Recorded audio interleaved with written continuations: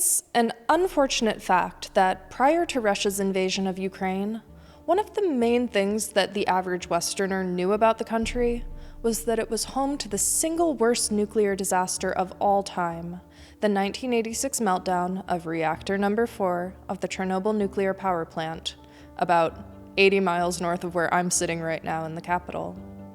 The meltdown released 400 times the amount of radiation as the bombing of Hiroshima, and embodied global fears about nuclear development gone awry.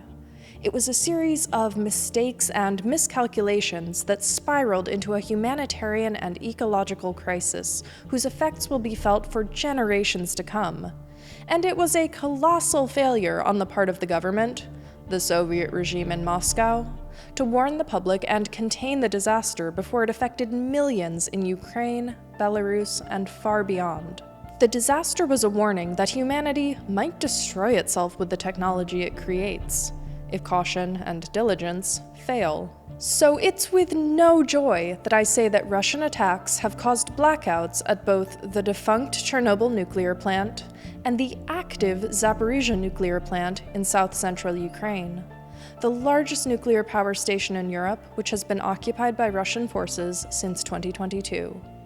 The multi-day blackout at Zaporizhzhia marks the longest continuous external power outage the plant has endured since the war began, in what President Zelensky referred to as nuclear terrorism that threatens the entire region.